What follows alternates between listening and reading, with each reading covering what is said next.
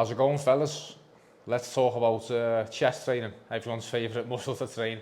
I want to talk about how I've built my chest, over the last 15 years of training. So I'm going to get right into it. So a couple of things you want to be mindful of when it comes to the anatomy of your pecs. Again, I don't want to turn this into too much scientific information because we're not here for that. We're here to get some big meaty pecs. So there's two main heads of your pecs that you need to be aware of. You've got your clavicular head, which is more so your upper pec, so it's more up here.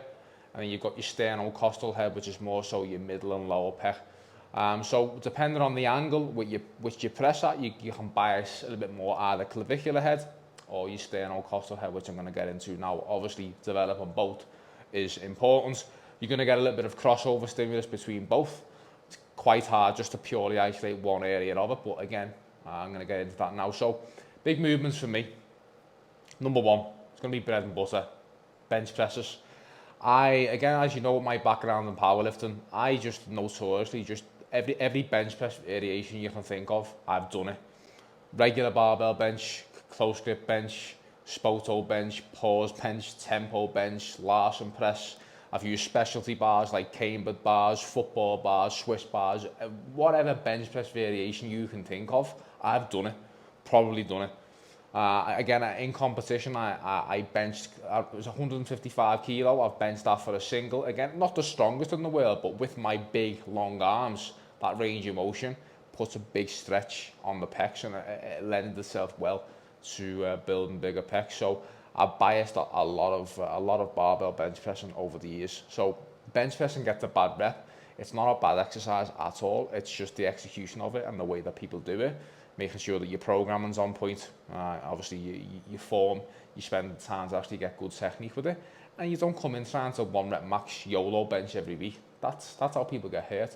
But yeah, I was a big proponent of bench pressing. I got some respectable numbers on it and built my strength up on the bench press really well. That transferred over into some solid developed pecs. So that was number one. Number two, I've always been a big fan of incline dumbbell press. Now this is going to work a little bit more off that clavicular head, so the upper pec.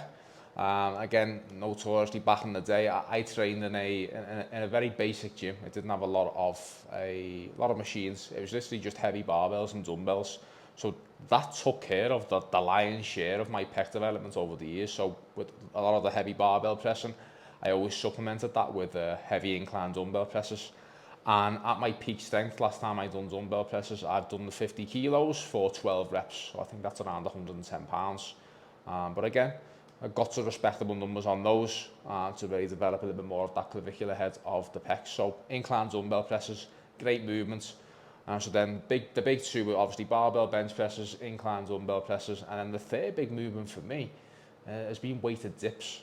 Weighted dips, for me, they're my favourite press. I just think they're a movement that it's going to tie in all of your pressing musculature together. It's that tie-in movement which it nails your triceps, your delts, your pecs.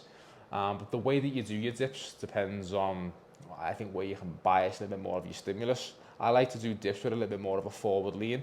I like a little bit of a pause in the bottom, so really make sure, number one, I make sure it's the pecs, the triceps, the delts doing the work in that bottom position.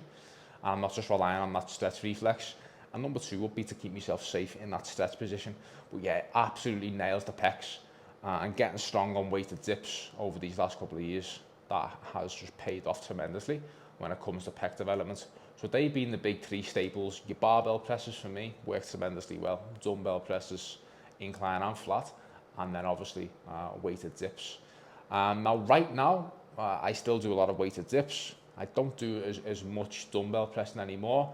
I don't really do as much barbell presses. I've took a lot of my presses over to, I use the Smith machine a lot more now, just to leverage a little bit more of the stability. So I do Smith machine on flat, incline angles of varying angles. I use good converging chest press machines that converge in, more so like the hammer style. I use a lot of those right now. I've still got some incline barbell press in there. I've still got some free weight work in there, of course, and weighted dips. And they're an absolute staple. They're staying forever. For as long as I can do those pain-free and safely, and they make sense, they're a bread and butter then. Absolutely a golden exercise. So that's what I'm doing right now with my pecs. Again, coming on tremendously well. And just, I'd say, just to mention at the end, everyone always talks about isolation work and pec flies and cable crossovers. For me personally, I haven't done much of that. Over the last 15 years, the percentage of my chest work, it's all been bread and butter presses, compound work. I've done little bits of flies and crossovers and all that stuff here and there, but it's never really been consistent because I don't really get much benefit out of it.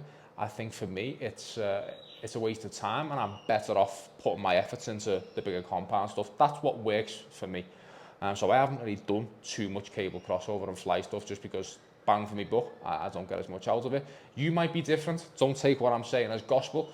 You might benefit from cable crossover work or your pec fly machine work. You may need that.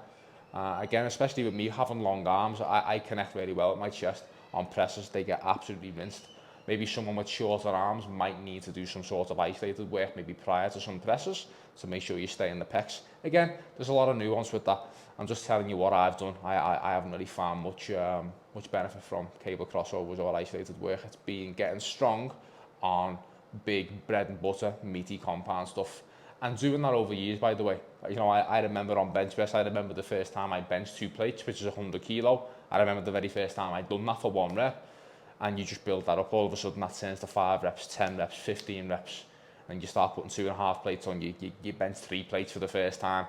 You know, but obviously for me, just getting strong on presses, it's worked tremendously well. Now, if you're willing to stick at it for enough time, progressing your lifts over time, and you do get strong on your big compound stuff, it's bread and butter. So that's how I've built my chest.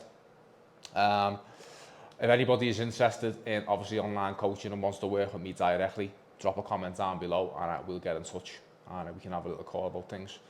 Alright, so hopefully you enjoyed the video, these style of videos, showing you a little bit of training footage. I'm going to be doing more of these as well, just bringing different content to the channel as well. So if you like the video, drop a like down below, make sure you're subbed, and I'll speak to you all in the next one.